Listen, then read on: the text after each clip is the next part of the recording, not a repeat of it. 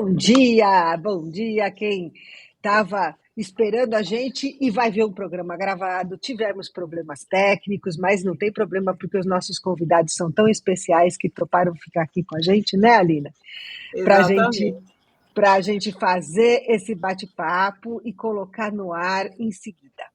Não é o que a gente costuma fazer, mas hoje vai ser assim e vai ser muito legal, porque o assunto que a gente vai tratar, essa nossa lista que a gente já faz, né, Aline, há 5 anos, que é o Análise, Advocacia, Diversidade e Inclusão, ela é tão especial para a gente que a gente faz logo dois lançamentos. É o primeiro para a gente contar como é, e o segundo para a gente ouvir quem faz diferença nos lugares onde trabalha. E a gente buscou aqui 4 pessoas que são realmente pessoas que vão poder trazer para a gente histórias, né? Vivências, e contar para a gente como a diversidade e a inclusão vem realmente mudando ambientes de trabalho. Bom, eu agradeço, antes de mais nada, a Aline, que é a coordenadora do projeto, a editora do nosso conteúdo digital na análise, e tem feito sempre um grande trabalho. E eu gostaria de apresentar rapidamente aqui os nossos convidados, rapidamente só porque eu vou deixar que eles falem mais, né?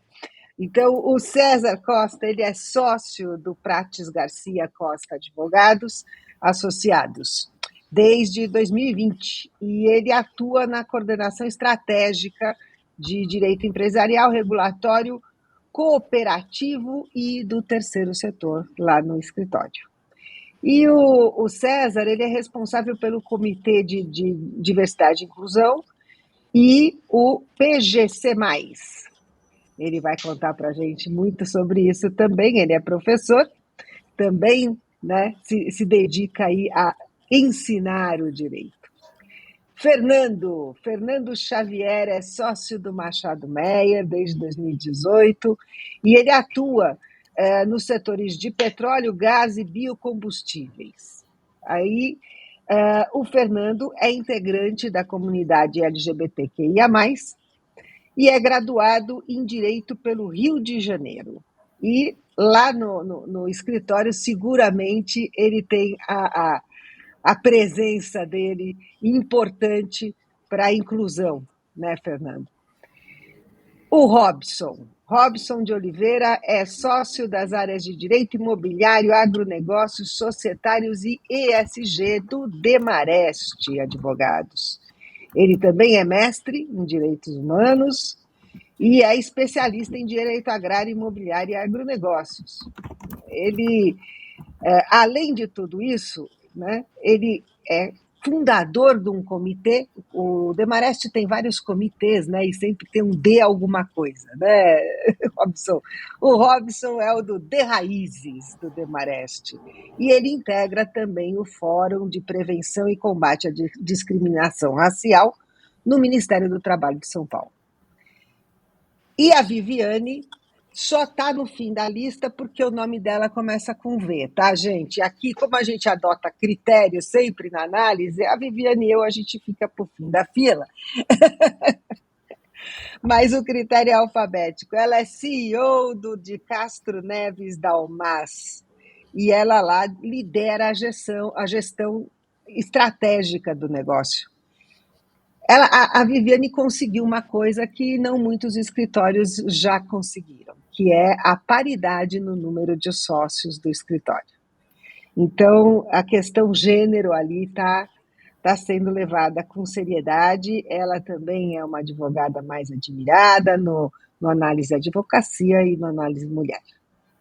Bom, turma, falei demais já. Eu vou começar pelo começo. Vou passar para a Aline. Ai, maravilha, Sil. Primeiro eu quero agradecer mais uma vez de estar aqui, agradeço aos convidados, agradeço quem vai nos assistir, porque eu tenho certeza que as pessoas que estavam interessadas, elas ainda vão entrar.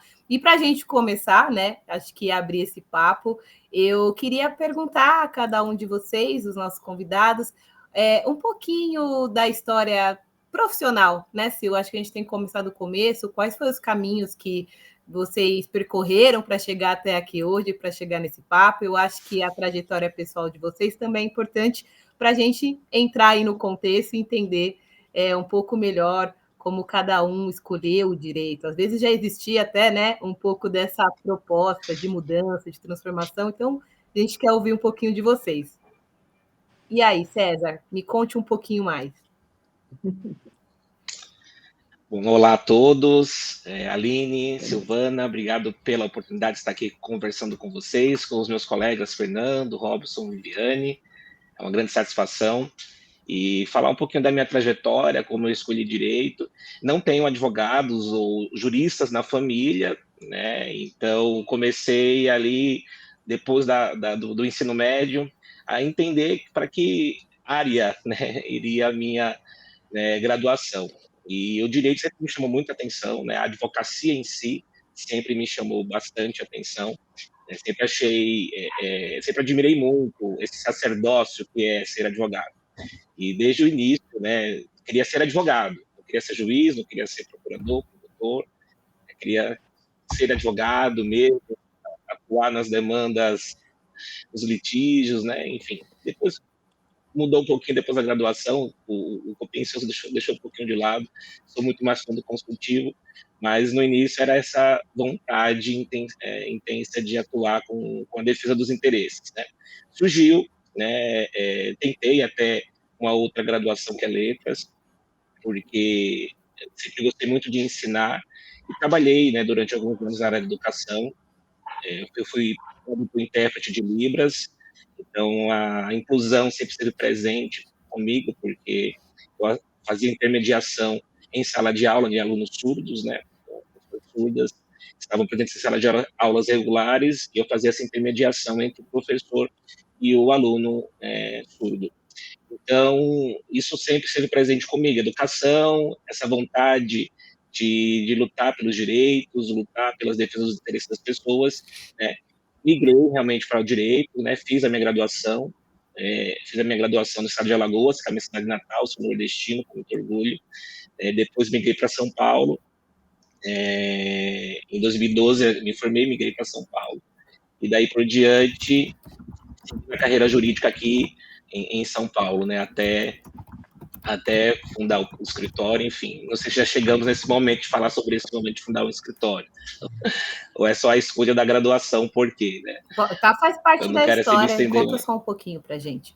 Pode deixar que a gente quer saber. Não entendi. Pode contar que a gente vai querer saber um pouquinho, afinal, né? Eu sou suspeita, né, gente? Não sei se vocês sabem, mas a banca é de Guarulhos. Então, como eu sou guarulhense, eu vou querer saber.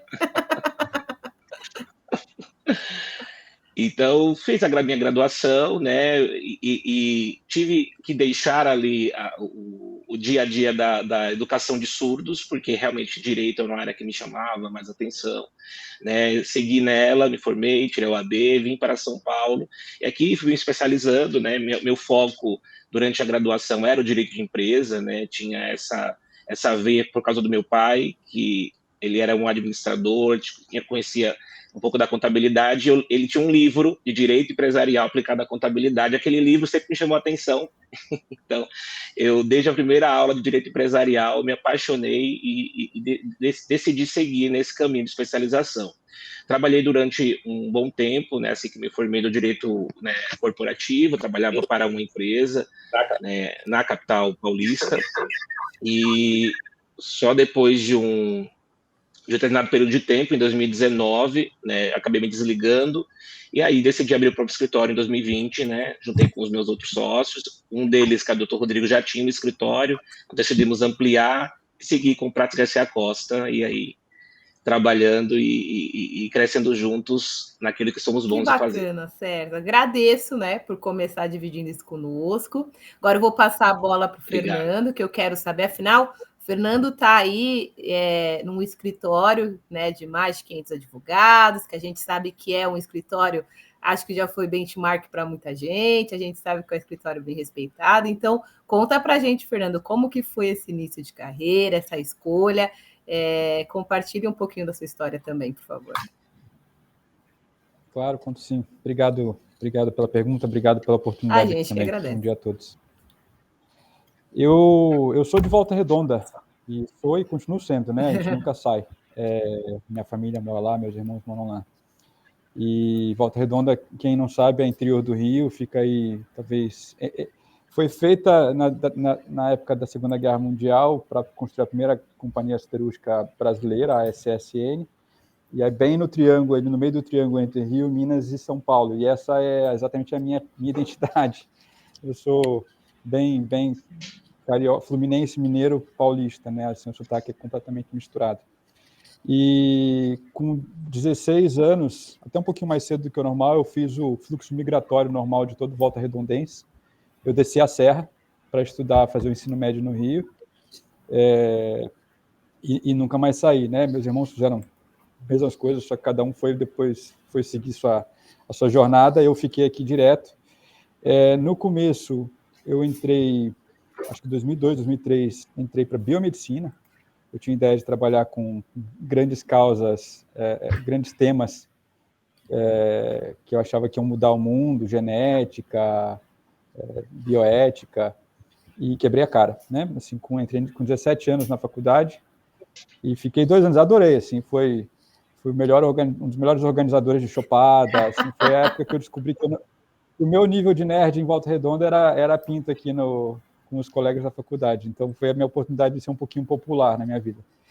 E aí, 2 anos depois, eu percebi que estava completamente errado, sem falar nada para os meus pais, porque havia ali uma cobrança. Eu tinha um medo da cobrança, de, puxa, você vai desistir, e assim, não era um perfil lá de casa, a gente não era de tirar nota vermelha, nunca repetir em nada, sem passar em tudo que a gente tinha que fazer, e eu tinha que estudar em federal, que era onde eu estava, e aí eu me inscrevi no Enem, nos primórdios do Enem, acho que foi um dos primeiros que começou a ser aceito, e por sorte, tirei uma nota incrível, podia escolher a faculdade que eu ia, e ganhei uma bolsa para a PUC, para Direito. E por que Direito? Porque eu sabia que tinha que ser completamente diferente, eu tinha que mudar de ramo do saber humano, não tinha que mudar só de faculdade. E minha mãe, que é publicitária ainda, sempre foi, tinha agência de publicidade, nessa época exata, 1 ano antes, ela resolveu mudar de carreira e estava fazendo Direito. Então eu tinha contato com ela, eu estudava um pouco junto, eu li os livros dela e comecei a falar, puxa, isso aqui eu vou me dar bem, até porque eu vi ela no primeiro ano de Direito, né? Ela estava discutindo política, ciência do direito, filosofia. Eu falei, é isso? Eu vou ficar recebendo mesada para ficar na faculdade com bolsa, estudando as coisas que eu estudo de graça, em casa, sabe, que eu gosto, sociologia. E aí, porque ela não tinha chegado ainda no 2º e no 3º ano, né? Quando chegasse ali direito tributário, processual, aí ia ficar mais difícil. Mas, por sorte, eu vi ela só no primeiro semestre, no primeiro ano. Passei com bolsa para a PUC. Mas falei, ok, vou mudar de área, mas não vou vender os meus valores, né? Vou continuar aqui querendo trabalhar com bioética, com as grandes causas humanas. Aí depois fui trabalhar, meu primeiro estágio foram 2 anos trabalhando com defesa do consumidor, numa associação. Depois fui trabalhar com audiovisual no canal Futura. E aí, até aí eu estava achando que eu ia ficar assim, só nessas que eu achava que eram as grandes causas. E aí é uma quebrada de cara atrás da outra, né? Porque um dos elementos da diversidade são as diversidades, são todas as diversidades também de personalidade. A gente tem que ser capaz de a gente conseguir exercer a nossa identidade, a nossa personalidade e os nossos desejos na plenitude. Apesar de a gente mesmo, às vezes, traçar as nossas prisões. Eu tinha traçado essa prisão, né, de que eu ia trabalhar com genética, bioética, com o que eu achava que eram os grandes valores. E, no final das contas, eu falei, vou dar uma chance para um escritório. Eu passava longe na época, estou falando aqui de 2007. E aí fiz da forma completamente aleatória, vi um anúncio na faculdade, daqueles que não falavam o nome do escritório, mandei um e-mail perguntando o nome do escritório, não me responderam. Aí um dia me ligaram falando que eu tinha passado para a prova, eu falei, não passei para prova nenhuma, eu nem fiz prova. Aí me chamaram para ir no escritório, eu anotei de um jeito, era um nome estranho, e acho que eu anotei tudo errado, fui na rua, entrei no escritório errado, era para ir no Tawil e Checker, eu fui no Caio Mário, cheguei no Caio Mário, descobri que passei uma vergonha, aí desci, fui de prédio em prédio na rua, graças a Deus era uma rua pequena, aí descobri um outro prédio, um outro escritório que tinha um som parecido, E era lá, aí expliquei que eu não tinha feito prova, aplicaram a prova na hora, entrevistaram na hora, na semana seguinte eu fui chamado para trabalhar no LobBS, na área de tributário, não sei porquê, aceitei, porque eu estava precisando de dinheiro. Fiquei uma semana lá, e aí me chamaram no Tauil Check, onde eu fiquei 8 anos, e era direito empresarial, mas no final das contas era direito empresarial no escritório boutique de óleo e gás. E quando era muito pequeno na época, tinha pouquíssimos sócios, poucos advogados, e para um escritório pequeno você não tem uma área, né? Você tem ali um pool de áreas. E aí eu fazia empresarial e tudo mais um pouco. Com o tempo fui me especializando em ser um advogado de indústria. Então eu sou empresarial, mas também sou de contratos, M&A, direito administrativo público, contencioso administrativo, desde que esteja inserido dentro desse setor econômico. E estou já 19, talvez 18 anos trabalhando com esse setor, já mudei de escritório, vim para o Machado Meyer em 2018, por uma vontade minha de mudar praticamente tudo, menos a área que eu trabalhava. Eu tinha vontade de mudar o tipo de equipe, os princípios, que eu tinha vontade de ter uma autonomia para impor a praticar os princípios que eu acreditava em termos de valores de gestão de pessoa, forma de fazer o trabalho. E eu vi aqui no Machado Meyer, no convite que eu recebi, eu vim para o Machado Meyer com minha equipe na época. Eu vi que era um escritório que, de 2018, ele já tinha uma iniciativa de diversidade LGBT. Então, que é pouco tempo, mas, na verdade, a gente brinca assim, para o universo gay, cada ano é quase igual cachorro, cada ano vale 7, porque as evoluções e tudo que a gente passa realmente fazem muita diferença. E em 2017, que era impensável para vários escritórios serem capazes, não é só ter a política totem, né? Ou ter um evento com um muffin colorido, e é isso, e aí fazer um post no Instagram. É de fato você vê que tem um ambiente em que quando você for confrontado com uma situação de discriminação explícita, você não vai ser chamado de chiliquento ou deixa disso.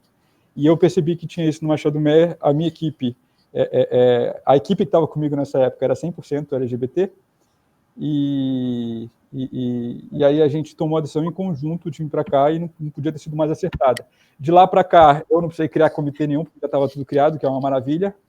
É sempre uma bênção a gente não ter que ser é maravilhoso depois você contar a história quando você é o pioneiro, o vanguardista, mas para quem viveu, para quem tem que abrir na marra os espaços, quando a gente precisa sair da zona de conforto é um aprendizado, mas é melhor que a gente não precise, né? Então, para a gente foi realmente excelente, e de lá para cá a gente pôde dedicar o nosso tempo, ao invés de ficar convencendo sobre a importância das coisas, a gente pode dedicar o nosso tempo em aprimorar as coisas, o que realmente é muito melhor. E é isso, estou aqui, não deixo de estar numa grande causa, né? Porque aqui é uma indústria, petróleo e gás é uma indústria que corresponde a 10% do nosso PIB, e crescendo. Ou seja, né, você trocou o microscópio pelo código, continua transformando a sociedade de outra forma. Continua sendo uma área nerd, vamos dizer assim. Continua no caminho de transformação, né, Fernando? Eu agradeço também por compartilhar. E eu vou querer saber do Robson também. Robson, você teve essa multidisciplinaridade do Fernando? Você se encontrou de outra forma? Conta para a gente um pouquinho também. Bom dia a todos e todas. Né? E é um prazer estar aqui com vocês. Né? Compartilhar esse painel, para mim, é muito importante e necessário. Né? Eu só tenho a agradecer aqui a oportunidade. Bom, eu não fujo muito do Fernando, não. Eu também sou uma pessoa que teve ali, né, são multifacetas, né? Mas eu comecei a trabalhar, né, desde os 10 anos de idade e nunca mais parei, tá? Então, eu sempre digo que eu fiz de tudo na vida já um pouco. E a minha trajetória no direito, né, a minha escolha pelo direito em si, tem muito a ver, né, com sobrevivência e transformação. Né? E eu falo isso por quê? Porque eu venho de uma realidade negra, periférica, né? E percebi desde cedo, né, que conhecer os meus direitos era uma forma, né, de me proteger no mundo hostil. Né? E esse mundo hostil que muitas vezes, né, desumaniza, né, pessoas como eu, né, pessoas negras e retintas, né, e periféricas. Então, né, num primeiro momento, o que me fez ir para o direito foi a necessidade. E com o tempo, né, esse caminho foi virando um desejo de ocupar, né, espaços onde pessoas negras, né, via de regra, que não são convidados a estarem, né, me fez com que eu falasse assim, não, eu quero estar nesses lugares. Eu sempre fui uma pessoa muito, diria assim, entre aspas, atrevida, ousada, né? Eu falo, não, por que você não pode? Não, eu posso, a lei fala que eu posso, então eu posso, vou lá, vou fazer. Então eu sempre fui muito nessa linha, né? E na medida, né, principalmente, né, que eu fui crescendo, né, no escritório, né, eu percebi que não bastava só estar ali, né? Então eu entrei no Demarest em 2008, né, eu digo que eu estou quase ficando de maior aqui no escritório, né?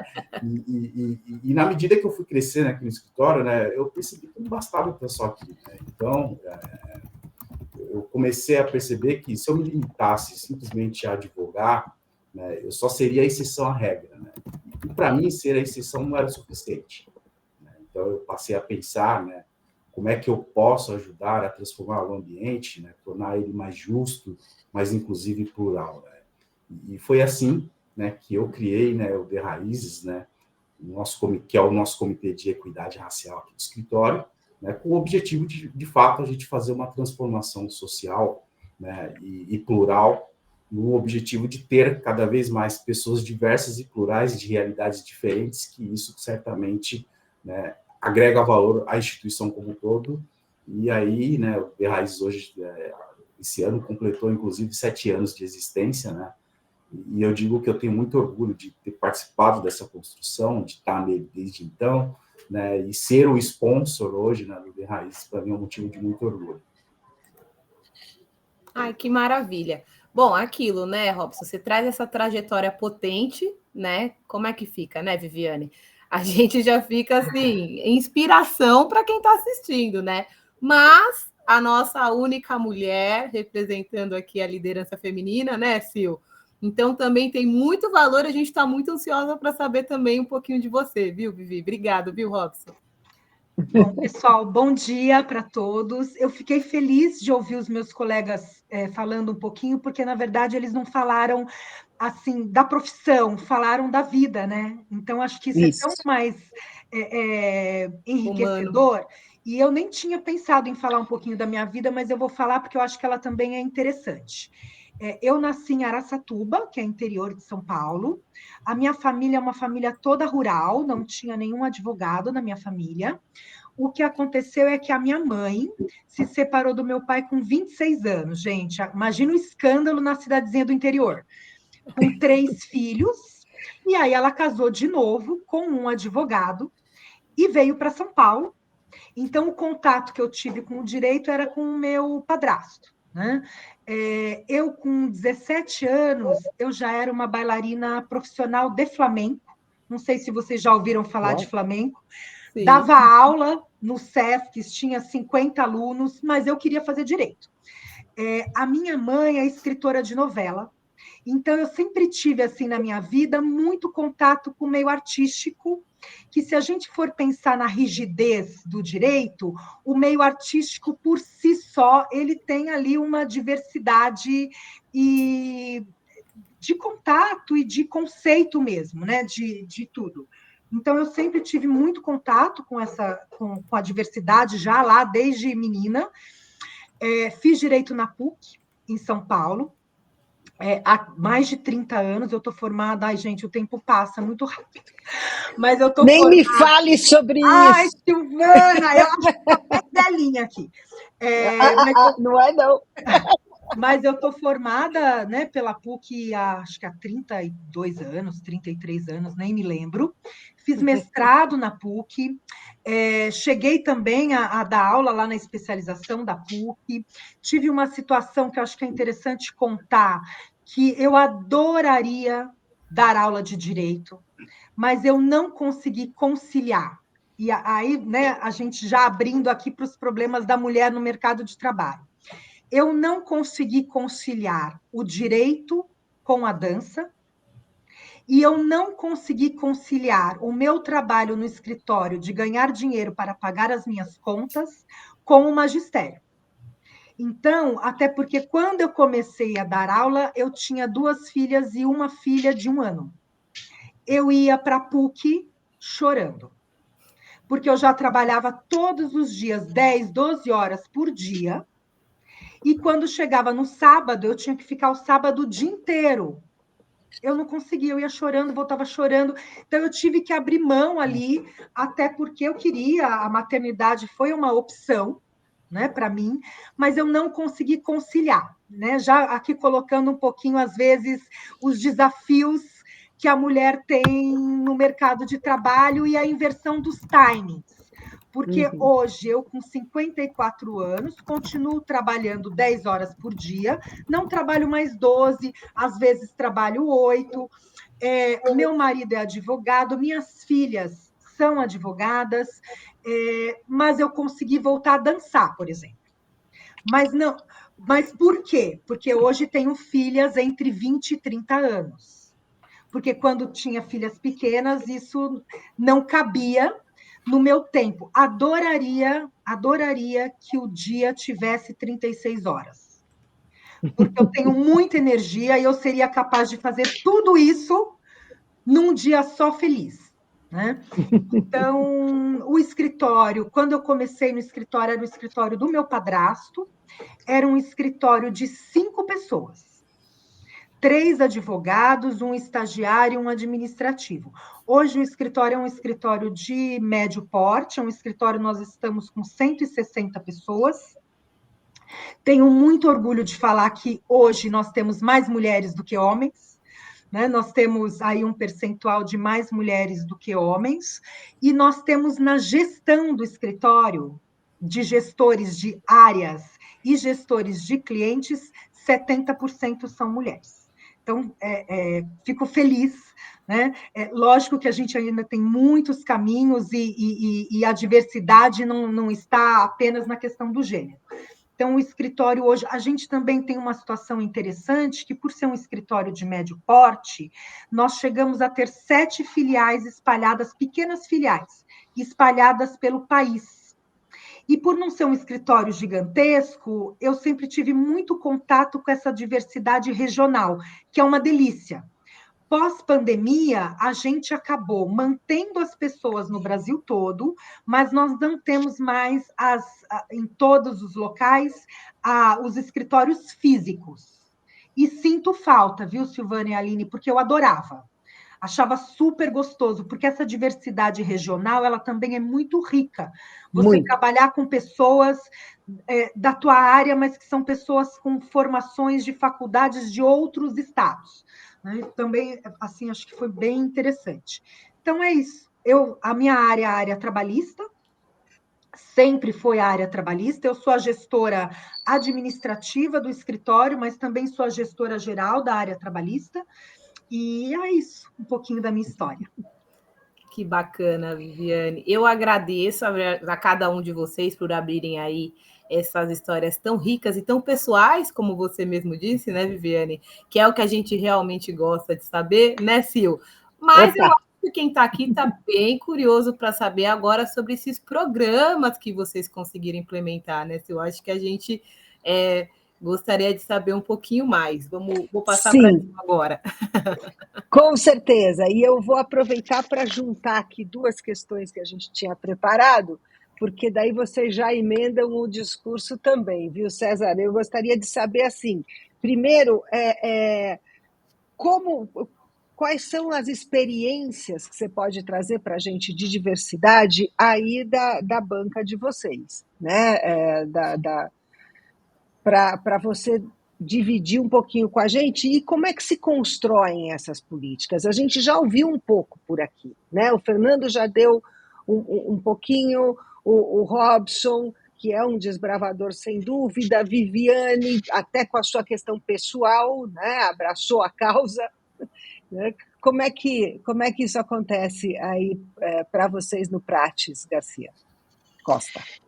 Isso, não pode esquecer de mim, né? Não pode. O Costa. O Costa. Brincadeira à parte. Eu acho que a diversidade, elas passam muito pela nossa vivência, né, pessoal. Então, aqui nós somos um escritório realmente bem diverso, né? Nós temos uma grande diversidade religiosa entre nós sócios, né? Nós temos uma grande diversidade sexual entre nós sócios também. Então, isso acaba imprimindo em nós uma vontade de compor um time que seja a nossa cara, que reflita aquilo que nós somos também. né? E especificamente, nós falando de inclusão de pessoas com deficiência, né, por eu ter trabalhado, né, durante muitos anos com a inclusão de pessoas surdas, né, e isso também ecoou em mim um desejo de montar um escritório junto com meus sócios que, de fato, oportunizasse que pessoas que talvez em outros ambientes não tivessem a mesma oportunidade, porque o gestor, o contratante, não teria esse olhar para se atentar para além da sua especificidade ou além das suas características mais aparentes, né? Acho que a gente, quando pensa em implementar programa de diversidade, a gente precisa olhar para o interior da pessoa, para o que ela agrega, independente do, entre aspas, cartão de visita que ela traz com ela, que são as suas especificidades pessoais e a diversidade, né, que ela representa. Então, parte dessa questão, né, pessoal de implementar aquilo que a gente acredita não foi de início, né? Assim, construir o programa não foi o primeiro pontapé. Acho que nós começamos a vivenciar, a praticar. Oh, que pena! O César está mesmo com uma coisa intermitente, né, César? Deu uma cortadinha. Voltou. Vocês conseguiram? Voltei? Acho que deu uma cortadinha. Não tem problema.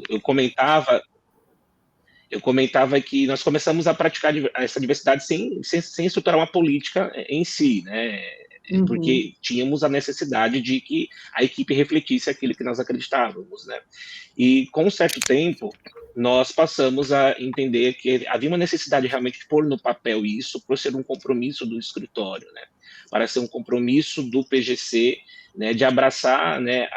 Com responsabilidade social, né? Que acho que é o gancho aí dessa política, a causa da diversidade e implementação de uma política de fato que garantisse, que dissesse, olha, esse é o nosso olhar, independente de quem estiver aqui no quadro societário, na gestão das áreas, enfim, esse vai ser o olhar do PGC para a contratação de pessoas, para a contratação da equipe. Eu ainda estou com vocês? Ou a conexão falhou? Sim, está com a gente, opa! Muito Obrigado, bom, gente. muito bom. Mas fala um pouquinho da política em si, por favor, César. A nossa política hoje, ela é uma política que ela contempla, né, acho que ela é bem abrangente. Agora ele deu uma falhada. Eu vou passar para o Fernando. O César, quando tiver mais estável, né, na conexão, ele volta, que agora ele congelou mesmo. Fernando, vamos lá. Eu queria que você falasse um pouco mais para a gente sobre... Você já deu uma deixa, né, do que significa você ser uma pessoa que se assume como LGBT, né? Eu assumo como gay. Meu filho me perguntou essa semana se eu era LGBT. Eu falei, filho, eu não posso ser tudo, né? Eu tô no G. Aí eu falei para ele, eu tô no G, filho, eu sou gay. Você tem alguma dúvida, é gay mesmo. Mas eu sou parte da comunidade, né, que é diversa, então não quer dizer que eu sou amigo de todo mundo. Perfeito. Mas além de ser eu mesmo, né, e com todas as complexidades, eu sou, no que importa aqui, eu sou gay, né? Mesmo antes de ser advogado. Pois é, né? Você falou um pouco sobre essa coisa, né? Não precisei me formar nisso, não precisei nem mudar de faculdade. Isso aí foi tranquilo. Quer dizer, tranquilo não é, foi. Né? Não é nada. Tranquilo não foi, mas depois que ficou tranquilo, ficou tranquilo. Mas é natural, né? Agora, você trouxe uma fala que me pegou aqui, que foi aquela, deixa de frescura, porque é a primeira coisa que vem na cabeça, né? Qualquer pessoa, se for mulher, é porque é mulher, tá dando PT, né? Se for gay, é porque tá de frescura. Como é que é isso no dia a dia, né? Aí no Machado Meyer, vocês têm uma política? Como é que é? Como é que funciona? Temos. Essa questão de frescura, a gente falou de vários termos aqui, eu falei de zona de conforto, O Robson falou de ser atrevido. Eu falo isso muito com meu filho, né? Ele tem que ser atrevido. Por quê? Porque o atrevido ele vai conquistar os espaços de liberdade dele no cotovelada.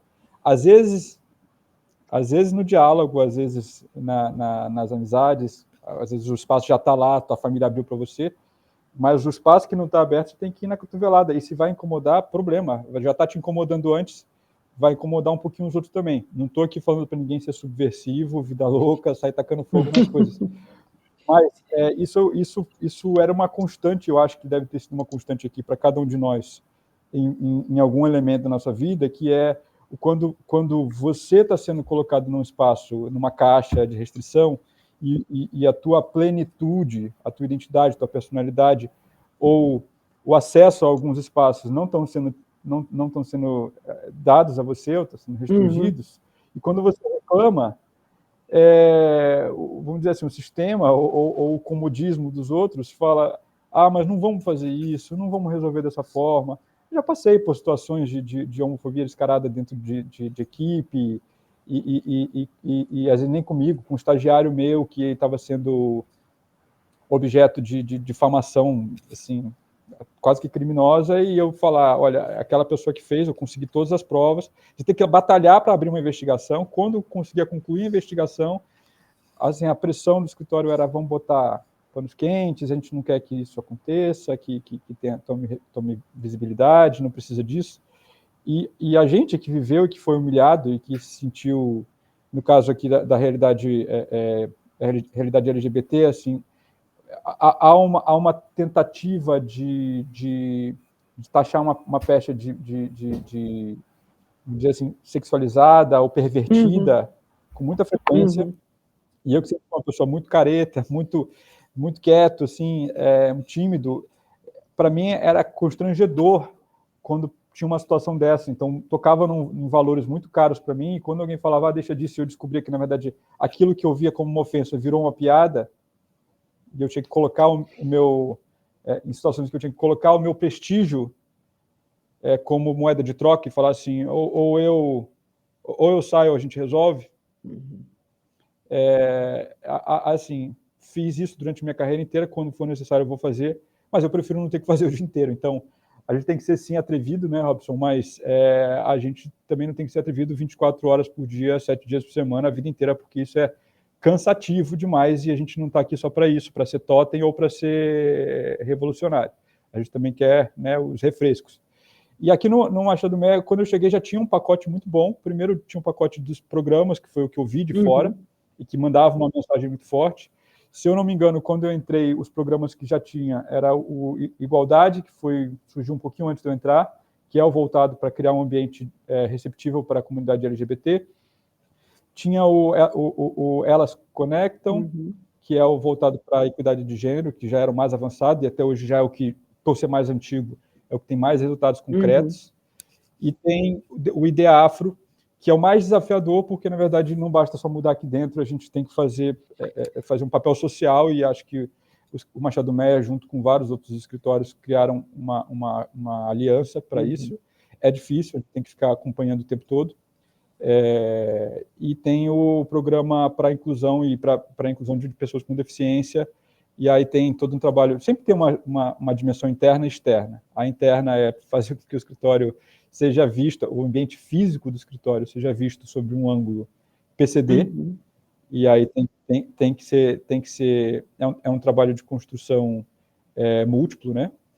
E tem outros também, tem o parentalidade, que é uma realidade que é importante, que a gente não encara, que é a gente entender, quando a Viviane comentou aí da realidade dela tendo que abdicar uma coisa ou outra, pelo que todo Dia das Mulheres vem aquela mensagem, né, guerreira, é isso, é aquilo, e aí bota toda a carga, né? É difícil, eu imagino. E aí, aqui no escritório, a gente vê o contrário, nos escritórios, a gente vê o contrário com os advogados e os sócios, né? Que às vezes, quando tem o primeiro filho, é a época que o advogado fica mais no escritório, porque não se sente compelido a ter que ficar em casa. E eu, quando tive meu filho, que foi em 2023, eu descobri que a gente não tinha alguns ângulos importantíssimos nas políticas de licença. A licença maternidade, ela não contemplava a possibilidade de um casal homoafetivo ser um deles ser o que vai tirar a licença maternidade, e a gente não tinha uma política voltada para a adoção, no sentido de educar e ensinar até o nosso time de RH sobre como é que funciona a licença num caso desses, porque é completamente diferente, não existe o nascimento, Exato. Né, o dia do nascimento. Então, a gente construiu isso tudo do zero. Quando eu avisei aqui que eu estava no processo de conhecer o meu filho, ainda na vara, a primeira coisa que o escritório fez foi: Fernando, você tem uma notícia boa e uma notícia ruim. A boa é que a gente vai abraçar a causa. A segunda é que você é advogado e você que vai escrever tudo. E aí fiz a política completa, revisei todas as outras políticas. E, de resto, tem o in-between, né? Porque não adianta a gente ter políticas como espaços limitadores. As políticas fazem parte de uma cultura. E aqui a cultura Machado Merer, isso para mim é o mais interessante, porque é o corredor. Eu não estou vivendo aqui na política igualdade, elas conectam. Eu estou dentro do Machado Merer, e aí eu sei que eu estou na cultura Machado Merer, a gente tem os propagadores de cultura, e essa política, dentro dos valores dessa política, ou do que o César comentou, porque qual a diferença, né? Quando a gente tem uma relação pessoal dentro da equipe, da forma que o César falou, a gente consegue colocar o nosso olhar. Quando a gente tem 1.000 pessoas, quase 600 advogados, se não for já 600, a gente precisa ter mecanismos muito bem estruturados para espalhar os valores e dizer o que acontece se você for um grande infrator desse valor. Também não é que é um ambiente de caça às bruxas, mas se você se coloca completamente contra esse valor, é estranho, né? Porque você está num escritório que você não compactua com valores básicos. E o respeito à diversidade, às diversidades, é um dos valores básicos não negociáveis aqui. Não quer dizer que existe doutrinação, cada um pode continuar no íntimo acreditando no que quiser. Inclusive pode odiar quem eu sou e o que eu penso e como eu me expresso, mas entrou aqui dentro do escritório, dentro da relação, quando se colocar como profissional, respeito, elegância, né? E tratamento profissional. Esse é o resumo, assim, uma nutshell, do que é a gente, das políticas de diversidade e inclusão no Machado Merer. Muito bacana. César, a gente vai voltar com você no final, tá bom? Que você Tudo ficou bem. intermitente aqui.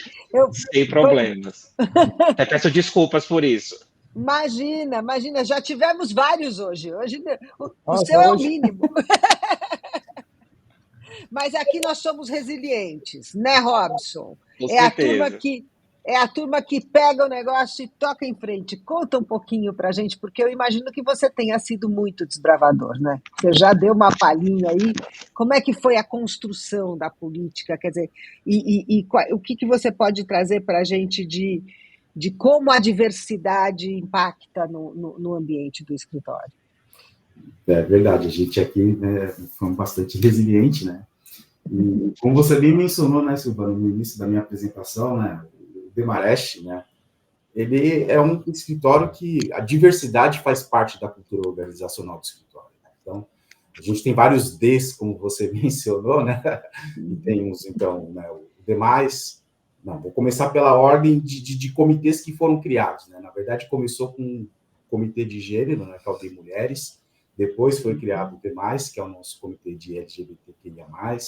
Depois a gente criou, né, o de Raízes, que é o comitê de diversidade racial, do qual, né, eu sou o cofundador. Depois a gente criou toda a Crença, que é o nosso comitê de liberdade religiosa, né? E agora a gente tem o mais recente também, né, que é o de parentalidade, né? Ou seja, a gente está aqui tentando cada vez mais, né, organizar, né, institucionalmente todas as vertentes, né, de diversidade para que cada vez mais o nosso ambiente seja um ambiente inclusivo e acolhedor, né, e que de fato as pessoas se sintam representadas e acolhidas nesse espaço, né?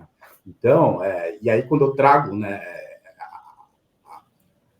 a criação do De Raízes especificamente, né, eu sempre digo que, né, para a gente criar o De Raízes, que é o nosso comitê de diversidade e equidade racial aqui, precisou o primeiro passo é ter coragem, né? E por que eu falo de coragem, né? Porque quando você traz, né, para a temática racial, principalmente, né, é uma questão que, por conta do racismo estrutural e institucional que a gente tem no nosso país, via de regra, né, nesses espaços a gente costuma ter menos pessoas negras, né, porque pessoas negras, por conta até lá da época da escravidão, sofrem, né, ainda até hoje, os dias de hoje, os resquícios, né, do racismo, e isso afeta no quê? Na vulnerabilidade socioeconômica e no acesso à educação. Né? Perfeito. E exatamente por conta disso que eu comecei a trabalhar com 10 anos de idade. Não foi pela beleza do trabalho, era por uma necessidade, né? E isso, né, se replica não só para mim, mas para a grande maioria das pessoas negras. Né? Então, quando, né, eu sempre falo, quando a gente criou o De Raiz aqui no escritório, a gente não criou com pessoas negras. Por quê? Porque eram poucas pessoas que tinham. Né? A gente criou com pessoas brancas. Né? E eu falo sempre isso, eu gosto de reforçar, porque a importância que se tem, né, quando você está criando um comitê de diversidade, de criar aliados. Não é porque eu tenho um comitê de LGBTQIA+, que eu só tenho que ter pessoas LGBTQIA+. Não é porque eu estou criando um comitê racial que eu tenho que ter só pessoas negras. Eu tenho que ter pessoas interessadas em modificar aquele espaço para que, né, para evitar que comportamentos que discriminam, que deixam as pessoas vulneráveis, não aconteçam. Né? Isso é muito importante, e é isso que aqui no escritório a gente tem, né, organizacional. Né? É uma coisa institucional, que né, nossa diretoria sempre determina que esse espaço seja assim. E isso é importante, porque tem que vir de cima, né, essa determinação. Porque se essa determinação não vem lá de cima, a gente não consegue fazer com que ela permaneça. Né? Então, isso é muito importante. Né? E aí, né, quando a gente criou o De Raízes, né, e que houve uma determinação institucional, vamos, de fato, isso é importante para o escritório, né, faz parte do DNA do escritório, a gente começou a andar por vários caminhos. Né, e, paralelamente a isso, a gente foi um dos escritórios que ajudou na criação da Aliança Jurídica pela Equidade Racial, né, e que foi fundamental para publicizar, né, o nosso compromisso de mudar o perfil étnico-racial das sociedades de advocacia como um todo, né, e quando a gente faz isso, né, o discurso que a gente está trazendo é o discurso de que não basta só falar, né, a gente está trazendo um discurso de que a gente precisa se comprometer com caminhos concretos, né, e a partir daí é que a gente começa, né, na construção também de políticas, né, de inclusão, né, e de permanência dessas pessoas. Né? Eu sempre digo que, né, a inclusão racial não é simplesmente trazer as pessoas para dentro, né, do escritório. Né? Eu sempre digo que precisa pelo menos de 4 pilares, que é o incluir, né, que é ter acesso, as pessoas terem acesso aos nossos espaços, o acolher, né, que é a pessoa ser acolhida, né. Depois tem o desafio de capacitar essas pessoas também, porque, de fato, elas precisam, né, até por conta da vulnerabilidade socioeconômica, muitas vezes elas tiveram menos acesso à educação, então, às vezes, pode ter que ter algum gap e ela tem que ter essa capacitação. Sem dúvida. E depois o principal desafio, que é reter esses profissionais, né. Então, né, aqui dentro do escritório, a gente tem trabalhado muito nessas construções de políticas para que, de fato, esses 4 pilares, né, sejam bem, né, desenvolvidos para que essas pessoas possam ter, né, de fato, estar num ambiente inclusivo e acolhedor, né? E eu sempre digo que, né, o primeiro desafio, né, quando você está criando uma política de diversidade, é o cultural, né? Porque se dentro daquela instituição você não tem, né, na sua organização a cultura de que vai ser um ambiente diverso, esse é o primeiro desafio que precisa ser quebrado, né? E eu falo sempre que é muito comum ouvir, né, todo mundo dizer que diversidade é importante, né, mas que na hora de revisar os critérios de contratação, de promoção, né, de governança, aí vem a resistência, né? E aí, quando eu falo que se você não tem isso culturalmente, né, no DNA da instituição, dizendo que isso vai ser, essa resistência, na hora que ela vier, ela vai colocar por terra todo o trabalho que começou a ser desenvolvido, né? Então, né, a diversidade não acontece só, né, se a gente se dispõe a abrir portas de verdade. Ela tem que acontecer com uma busca ativa, né, com recados claros de que queremos profissionais que fujam daquele padrão homogêneo, que é o padrão homogêneo que eu digo sempre, que é o homem branco, hétero, né? A gente tem que fugir desse padrão, porque senão a gente fica mais do mais, né? Da mesma coisa o tempo todo, né? Outro ponto que eu sempre digo que é muito importante também, né, é que isso não deve ser moda, né? Porque em alguns períodos surgem momentos em que a questão da diversidade vem mais à tona, né? E aí, trazendo para o campo da racial, por exemplo, né, principalmente pós-morte de George Floyd, teve um boom, todo mundo querendo falar de diversidade, falar, né, de inclusão racial, de diversidade racial, mas, né, eu sempre digo que não era bem assim. Alguns foram pela emoção, né, outros foram por marketing mesmo, né, mas é importante, né, que mesmo quando aconteçam esses booms, né, que as pessoas que podem se beneficiar delas também saibam tirar proveito. Eu falo para os mais jovens, né? A Viviane falou aqui que ela era mais velha, e assim, embora eu pareça que ter 20 e poucos anos, né, e por favor, não diga o contrário, eu sou de 70, né? Então, eu digo para os mais jovens, não importa por que está acontecendo, né? O importante é que está acontecendo. E vocês têm que saber se beneficiar disso também. Isso é muito importante, que, né, os mais jovens saibam também ter benefício disso. Né? Mas quando a gente traz, né, para o campo do modismo, né, é importante que, né, tem que ter essa desconstrução que a diversidade não pode acontecer só pelo modismo, né, e que ela precisa atravessar gestões e resistir no tempo. Porque quando eu criei lá o The Raízes, lá, né, em 2018, se só aquela gestão do escritório tivesse apoiado, hoje nós não teríamos The Raízes. Quando você traz uma cultura organizacional dizendo que aquilo veio para ficar, isso se perpetua. Ou seja, pode mudar a gestão, pode mudar a administração, mas a coisa vai continuar acontecendo. Né? E isso é muito importante. Né? Então, eu sempre falo que quando uma instituição decide que vai criar, de fato, uma área de diversidade, ou que vai criar no seu DNA uma cultura de diversidade, é importante que isso precisa resistir no tempo, né? E aqui no Demarest, né, a gente aprendeu, né, que só dá certo, né, quando a diversidade deixa de ser, né, um apêndice, e ela passa mesmo a estar no centro estratégico do escritório, né? Parte organizacional do escritório, que é o que tem acontecido até hoje, e é por isso, Silvana, que a gente tem vários Ds aí, e vamos criar outros Ds até o dia em que a gente não precisa ter nenhum D. Que é o nosso sonho, né, Viviane? O sonho de todos nós aqui é poder chegar um dia e não ter que se preocupar com gênero, com raça, com orientação sexual, com religião, né? Que a coisa flua simplesmente. Viviane, como é que é aí na Advocacia Castro Neves Dalmas? Silvana, eu acho que eu vou começar só pegando o gancho do Robson, que realmente o ideal é que a gente não precisasse fazer essa correção histórica da discriminação e da não inclusão, né? Porque Exato. não precisaria ter comitê, e acho que o ideal no mundo futuro, e eu sou otimista, eu acredito que em algum momento isso vai acontecer, né? A gente pensasse que somos seres múltiplos e de fases, inclusive sem a necessidade de se categorizar, ter uma categoria, porque a necessidade de você se definir já é um grito, já é uma resposta para uma situação que é desconfortável, porque se não fosse desconfortável, não teria necessidade, né, de se definir. A gente vê crianças, jovens que têm aquela necessidade de se definir. Eu sou hétero, eu sou homossexual, eu sou bissexual, e às vezes se definir para quê? Para que hoje, até porque hoje pode ser de uma forma, amanhã pode ser outra.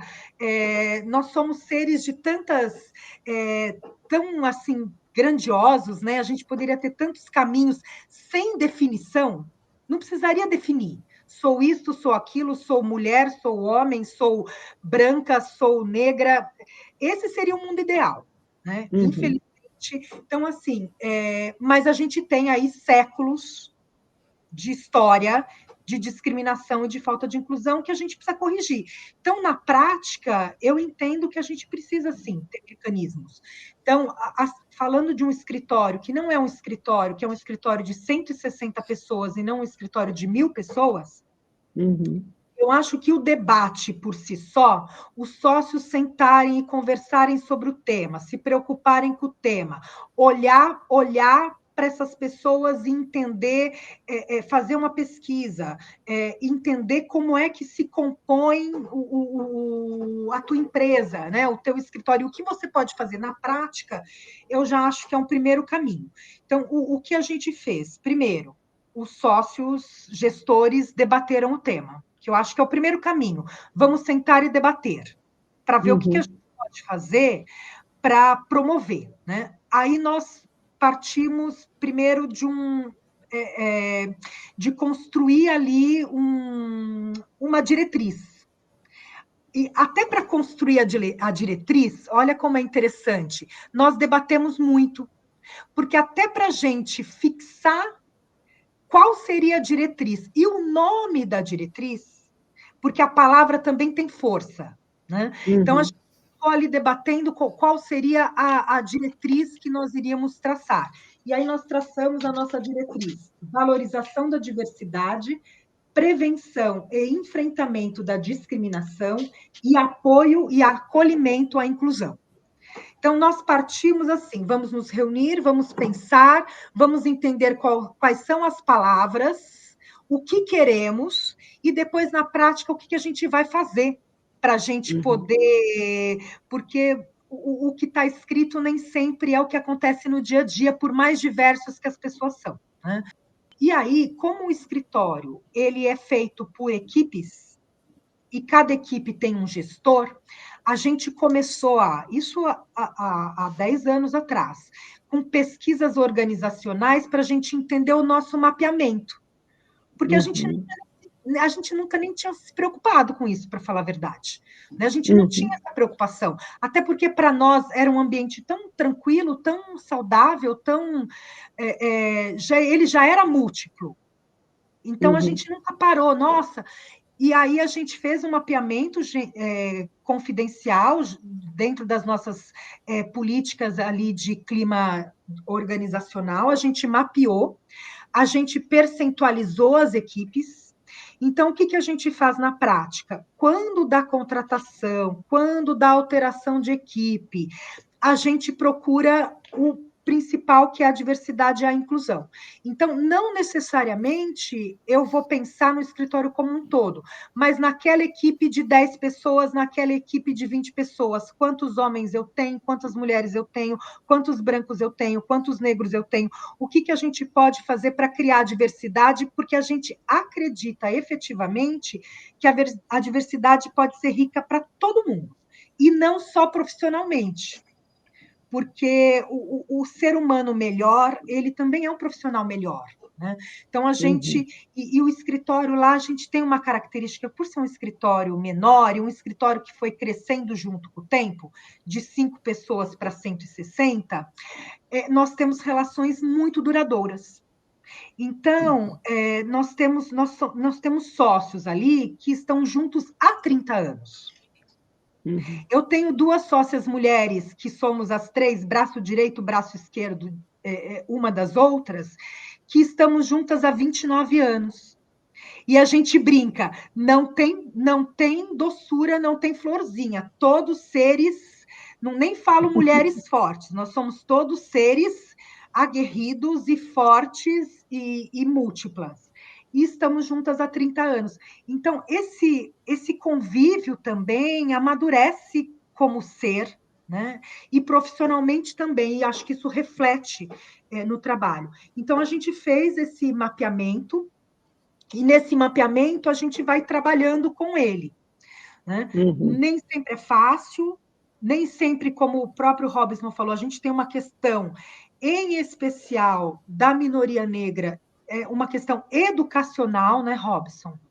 Porque a gente não tem a quantidade de pessoas, de profissionais negros que a gente tem de brancos. Então, às vezes... Não, é a realidade. É a realidade, eles foram excluídos efetivamente. Sim, assim como os PCDs, que eu imagino que o César também ia começar a falar do... Né? A mesma forma os PCDs. Então, a hora que você quer fazer a inclusão, às vezes, na prática, é fácil falar, é fácil ter a política. Na prática.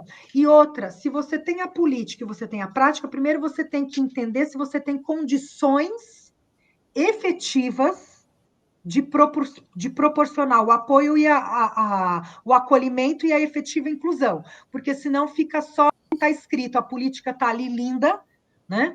Mas você não tem condições, às vezes, físicas de promover. Então, a gente caminhou dessa forma, ainda estamos caminhando, acho que a gente ainda tem muito o que aprender, mas já temos a diretriz, temos uma das políticas que a gente já debateu muito, os prós e os contras, que é a política que a gente utiliza no caso de desempate. Tanto na contratação, a gente utiliza a questão da diversidade, e ela está diretamente ligada, não às minorias, mas àquela equipe. Então, se eu estou contratando um advogado para uma equipe X da região Y, a gente procura, inclusive, até em razão aqui da globalização e da virtualização de tudo, a gente procura que uma equipe tenha pessoas de todas as regiões do país, né? Não fique só São Paulo, ou só determinadas faculdades, a gente também tem essa preocupação, né? Então, a gente tenta trabalhar com isso. E a gente tem essa política do desempate, e na hora do desempate, pessoas que tiveram o mesmo desempenho, ou pessoas que passaram em todas as fases da entrevista, o critério de desempate vai ser a diversidade. Qualquer um dos itens dessa diversidade. Essa é uma das políticas. Eu acho que é só a gente sentir que tem uma sensibilidade para o tema e ter uma vontade de fazer diferença, para mim já me deixa muito feliz, né? Aline, a gente viu, né, no nosso levantamento de 5 anos para cá, o número de escritórios que hoje podem dizer que tem pelo menos uma preocupação com isso de uma forma um pouquinho mais organizada, né? Tivemos aí 579 escritórios na nossa lista. Aliás, agradeço Viviane, que é uma das patrocinadoras aqui do nosso, do nosso trabalho. César, vamos só voltar com você para você concluir aquilo que você começou e a tecnologia não deixou você terminar. Fique aqui, pessoal do TI, por favor, me ajudem, mas acho que agora vai dar certo. Foi muito bom ouvir a experiência de todos vocês, e nós, como escritório de menor porte, ver que nós também estamos na direção do que vocês já estão praticando há um certo tempo, então isso é muito bom, né? Saber que estamos dentro daquilo que o mercado realmente espera e deseja dos profissionais advogados das bancas. O que eu comentava dessa política que foi construída a partir de um certo tempo, né? Uma coisa, ela estava muito intuitiva e ela foi realmente registrada. A nossa política, ela prevê uma reserva de vagas na nossa equipe direcionada ao cumprimento da diversidade. Então, uma reserva de vagas direcionada a pessoas negras, uma reserva de vagas direcionadas à população LGBTQIA+, uma reserva de vagas direcionada às pessoas com deficiência, uma reserva de vagas direcionada, hoje, né, nós abrimos um pouco as políticas contra o etarismo, né? Hoje nós abrimos vagas específicas para as pessoas com 60 mais, né, que a gente, né, costuma chamar. Eu agradeço. Nós recentemente implantamos essa nova sistemática, né, também de contratação. E o que ocorre muito aqui é quando a gente percebe que dentro da composição da equipe há ausência de um dos representantes dessa diversidade, a vaga é direcionada especificamente para recompor o quadro, né, dentro dessa política, né? Então, se a gente está cumprindo a cota racial, então vamos cumprir a cota, né, destinada a pessoas da população LGBTQIA+. Se essa está cumprida, vamos voltar para outra. E o que nós ainda não tínhamos vivenciado, apesar de discussão na política, era a questão da pessoa com deficiência, né, de abrir uma vaga específica para isso, né? Quando nós abríamos as vagas, né, a gente acabava recebendo diversos currículos e ficava na expectativa de receber o de um PCD ou de uma PCD, né, mas não tínhamos abrido uma vaga especificamente para isso. Percebendo que as outras demais áreas, as demais políticas estavam abrangidas, né, decidimos fazer essa vaga, abrir essa vaga especificamente. A princípio era uma vaga de estágio de direito, e recebemos diversos currículos, dentre eles um currículo que foi muito peculiar e interessante, que é o do Bruno Camei. Ele já me autorizou a falar o nome dele aqui na gravação, e ele era um economista, né, e que é uma pessoa que está dentro do espectro autista. espectro autista, né? E a gente achou um pouco interessante, porque ele já tinha uma graduação em economia e dentre os diversos currículos decidimos chamar ele para uma conversa. E nessa conversa o que nos chamou mais atenção ainda é que essa seria a primeira oportunidade de trabalho que ele teria, né, durante toda a sua vida, a sua graduação. Ele nunca tinha conseguido ser inserido no mercado de trabalho, né? Acho que muito por conta daquilo que ele carregava com ele. Então, a gente decidiu, ele fez todos os testes, né, passou por todas as etapas, e, logicamente, a entrevista, a prova, ela tem que ser adaptada à realidade dele, né, e é uma pessoa que a gente vai ter que ter uma sensibilidade na hora de entrevistar, como o Viviane falou, não adianta só dizer que tem a política, tem que ter sensibilidade também, condições de aplicar ela, né. Me socorri muito da minha irmã, ela é pedagoga, psicopedagoga, trabalha com pessoas autistas, então me socorri dela para ela também nos dar algumas orientações de como lidar com relação a isso, né, para a gente poder realmente caminhar na medida certa. E todos os estagiários, candidatos, ele foi o que mais se destacou, realmente, e ingressou no escritório, né, e ingressou, né, aí tem toda a questão de o primeiro ambiente de trabalho, nunca lidou com equipe, né, postura de trabalho, comportamental, vestimenta, então tudo isso teve que ser praticamente ensinado para ele, né? Nós, na época, chegamos a conversar com a coordenadora da faculdade que ele fazia, né, até para confirmar algumas questões, como é que era o dia dele em sala de aula, e ele é um aluno muito introvertido, não tinha uma comunicação com os professores, com os alunos, não conseguia trabalhar em equipe, e a gente teve que ir na contramão e inserir ele em todo esse ambiente, sabe? Você vai ter, respeitando os limites dele, né? Você vai ter que trabalhar com equipe, você vai ter que se comunicar, você vai ter que falar com os seus pares depois, quem sabe com os clientes. Nós tivemos uma experiência que ele tinha uma carga de horário de estágio maior, de 6 horas, nós tivemos que reduzir, porque ele realmente não suportou ali naquele momento, né? Ele teve algumas dificuldades em razão da sua condição, e implementar outras questões, a questão do abafador, que ele usa muito, então tem que chegar até ele, chamar, né, para conversar com ele. Então a equipe também teve que se adaptar a essa rotina. Isso foi muito bom, porque nós aprendemos muito, né? Eu sou uma pessoa que fala muito rápido, então tive que aprender a reduzir um pouco, né, esse acelerador, falar um pouco mais devagar, principalmente quando estou falando com ele, né, se procurar ser mais direto naquilo que eu quero, objetivo, sem rodeios, essa é uma característica que ele traz. Então a gente teve que se adaptar bem a essa rotina, e eu posso dizer assim que o Bruno hoje, né, daquilo que nós recebemos, quando ele chegou para nós, ele é outra pessoa. E acho que o que fica também são os paradigmas que eles nos ensinam a quebrar em nós, porque nós subestimamos muito as capacidades desses profissionais, né? E acabamos delegando tarefas de baixa complexidade. E chegou uma situação que nós tínhamos um contrato com o aeroporto muito importante aqui para poder revisar, um contrato em inglês, com várias cláusulas em inglês, cláusulas técnicas, e o Bruno, né, sendo estagiário de direito, conseguiu revisar esse contrato com cláusulas técnicas, contou com o meu apoio e colaboração ali, mas conseguiu entregar a tradução. Então, para quem subestima muitas vezes a capacidade técnica de alguém por conta de uma condição, ele superou todas as expectativas, né? Então, isso mostra que dando oportunidade de fato, oportunidade com acompanhamento, com direcionamento, entendendo as especificidades, dá certo a inclusão. E hoje ele é outra pessoa. Eu vou falar aqui um termo que ele mesmo me trouxe, que tanto os pais quanto a família, os pais e a família no geral, dizem que agora ele é um homem. Deixou de ser criança.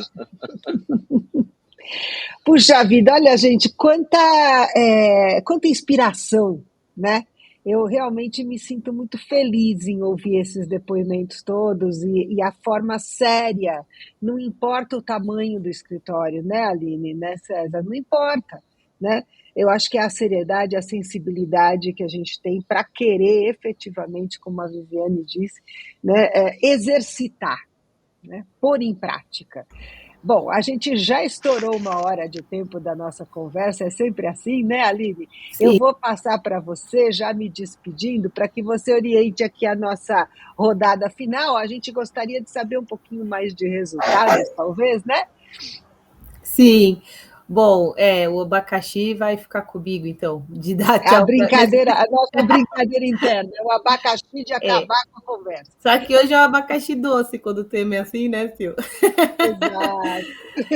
Realmente, assim, resultado, a gente sabe, obviamente, que os resultados eles vêm porque a gente percebe, como, por exemplo, no caso do César e até das vivências de vocês, que esses benefícios eles existem, mas a mensuração disso eu acho que é a grande dificuldade. Então, eu queria pedir para vocês aí, se for possível, né, que vocês tragam para a gente assim, uma forma desses escritórios mensurarem isso de fato, como eles podem fazer esse acompanhamento.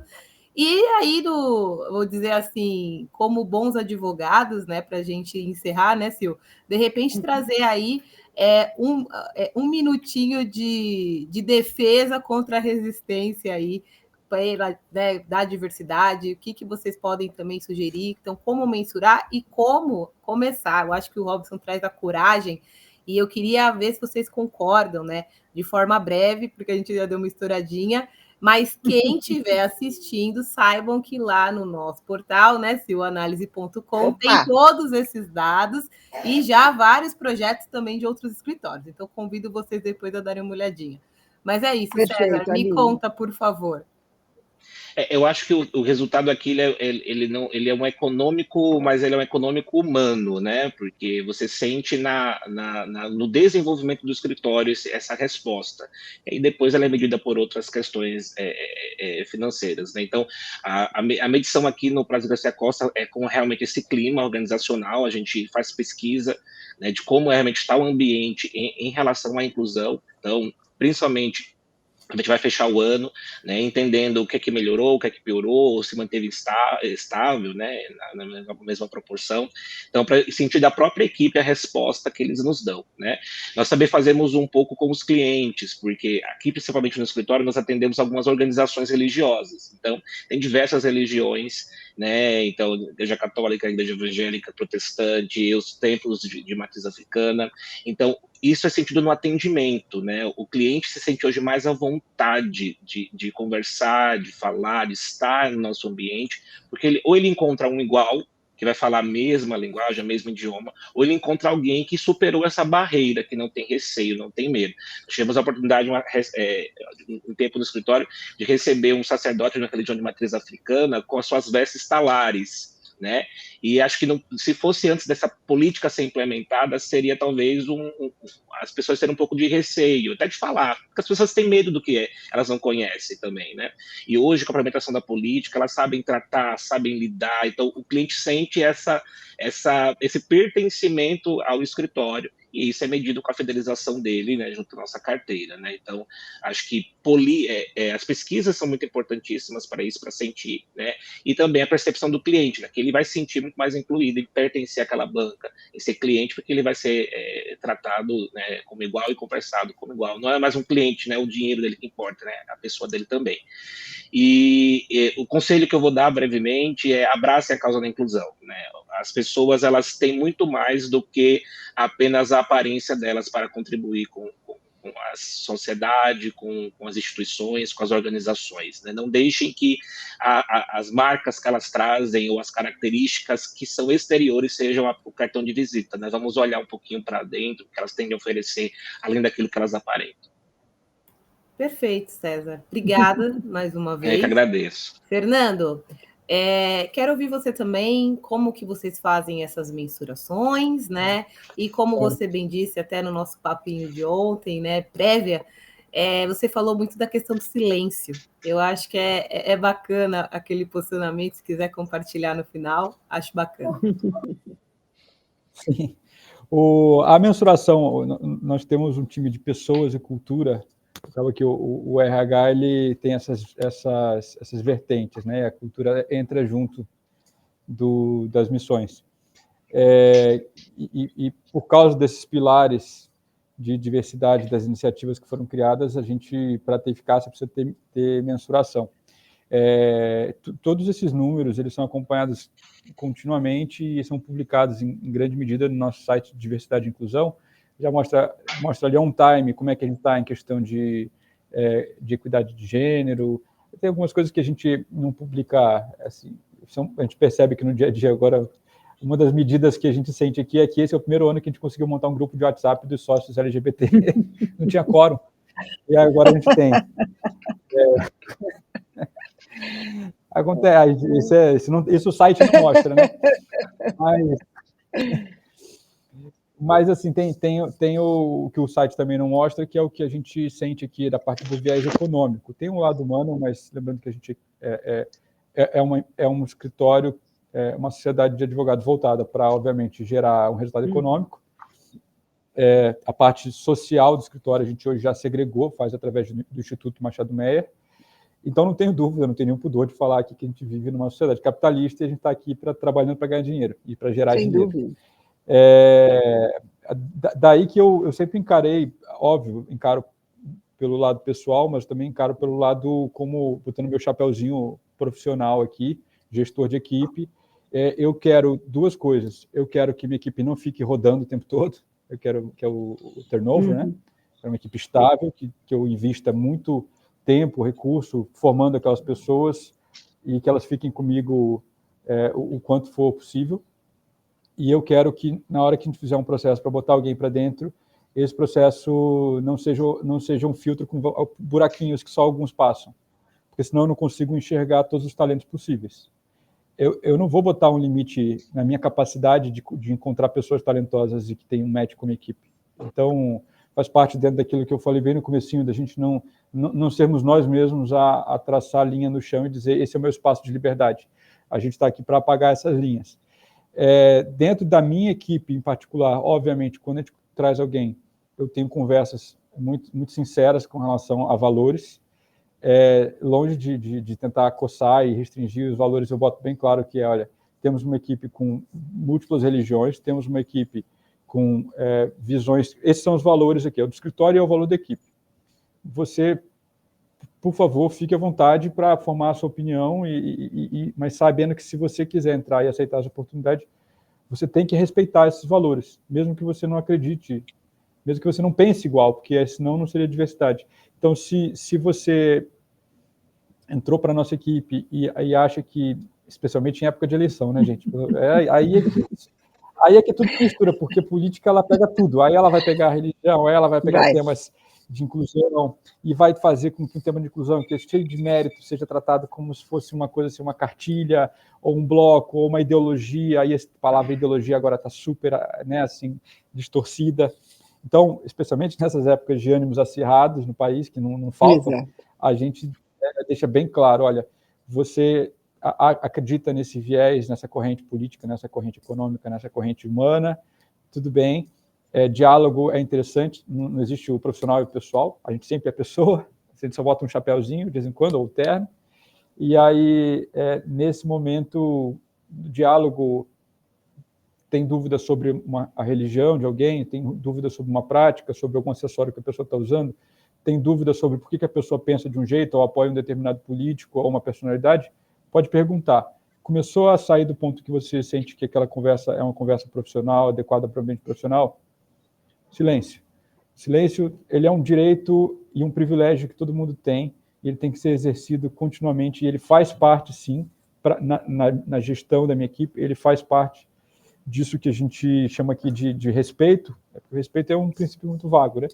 Aí a pergunta é como que você exerce respeito? Tem muitos métodos, e a gente pode ficar cada vez mais maduro e mais profissional e usar o leque de opções, mas tem uma que todo mundo já nasce com ela, que é o silêncio, é observar, respeitar a existência do outro, o espaço do outro, e sem se sentir compelido a ficar comentando qualquer coisa, da roupa ao cabelo, à prática, ou porque alguém não foi num dia porque estava cumprindo um feriado religioso. Então, isso a gente tem aqui, todos os mecanismos, tem voz de denúncia, temos mecanismos de mentoria para mulher, mentoria para LGBT, mentoria para o IDEAFRO, temos o papel do gestor de mediar conflitos, mas, felizmente, a nossa cultura e esses valores, essas dicas práticas aqui que a gente vem implementando faz com que a gente não precise ficar exercendo esses mecanismos de resgate, né, de safeguard, com quase nenhuma frequência, o que eu acho maravilhoso. Perfeito, Fernando. Eu agradeço, né, por compartilhar com a gente, por estar aqui com a gente. Mas, Robson, o Fernando trouxe uma palavra importante: observar, né? O teste do pescoço, que a gente fala, que é o olhar para o lado, identificar se de fato... Acho que é o básico, né, Robson, para a gente começar. Conta um pouquinho para a gente como que vocês mensuram e o que você acredita que de fato pode ser feito para que saia do papel essa diversidade e enfim, né, para quem está em casa ter aí uma dica de ouro de quem viveu a sua trajetória, como você contou, e que tem lugar, muita propriedade de fala. Aline, como você bem mencionou, né, o teste do pescoço é o fator principal quando a gente está falando de diversidade, né? E aí, trazendo para a temática racial, né, eu acho que uma coisa importante também que o César trouxe, né, quando a gente está falando de diversidade especificamente, né, o principal ativo do escritório, são as pessoas, né? Então, sendo assim, né, os resultados são vistos, principalmente na racial, que é o teste do pescoço. Eu olho para um lado, olho para o outro, eu vejo outras pessoas negras. Né? Quando eu comecei no escritório, não tinha. Eu até comentei com vocês que, né, eu criei o De Raiz com aliados brancos, porque, de fato, a gente não tinha uma diversidade negra dentro do escritório, e não só no meu, isso faz parte de todos os outros escritórios. Eu falo isso porque, né, quando a gente criou a Aliança pela Equidade Racial, né, a gente fez um censo, né, em 2019, em que a gente constatou que a gente tinha menos de 1% de profissionais negros nos grandes escritórios. Tá? Em 2022, a gente refez esse censo. E aí a gente chegou em 11,4%. E agora, esse ano, inclusive, a gente vai fazer um novo censo para ver como é que a gente está. Mas é muito fácil você sair de menos 1 e chegar em 11,4 quando você não tem nada, né? E o importante é a gente ver o que vai acontecer daqui para frente com esses números, né? Então, quando a gente fala, né, em resultados e benefícios, é importante também entender que o lucro, né, não pode ser o único vetor para essas decisões, né? Porque quando você traz profissionais diversos, você vê inovação, né? Você vê times mais engajados, né? E gente que decide ficar, né, nos escritórios porque percebe que pode crescer de verdade dentro dos escritórios, né? E aí, eu trazendo do lado do Demarest, é isso que acontece. E isso faz com que, né, isso mexe com o clima, né? Isso mexe com a produtividade e, principalmente, com a retenção desses profissionais, né? Isso faz com que a gente tenha uma retenção maior, né? E tem um ponto extra também, né? Os clientes percebem, né? Isso é importante, né? O cliente percebe, né? E a diversidade, ela acaba fortalecendo a imagem do escritório, ela dá mais competitividade, né? No nosso caso, ela aparece tanto nos indicadores internos, como na forma como o mercado nos reconhece hoje, né? Isso é muito importante também, né? Então, eu fico muito feliz de saber que a gente está cada vez mais evoluindo, né, para um ambiente mais inclusivo e acolhedor, mas eu também sei que a gente tem um longo caminho a percorrer, como a gente falou lá no bloco anterior, né?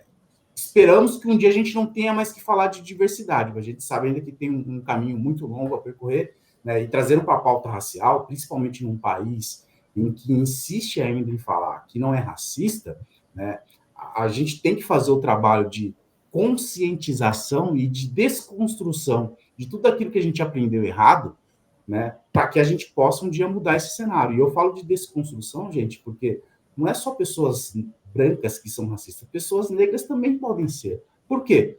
A gente vive numa sociedade racista, todos nós acabamos recebendo uma educação racista. Consequentemente, a gente acaba reproduzindo, né, atos racistas. Então, é importante também que os espaços, né, sempre continue nesse trabalho de reeducação para que a gente possa, né, mudar esse cenário. E até porque, como a gente trabalha, né, num ambiente em que de pessoas, e há, né, rotatividade de pessoas também, esse trabalho de educação / reeducação, ele tem que ser contínuo, porque senão, às vezes, as coisas podem se perder ao longo do caminho. Tá?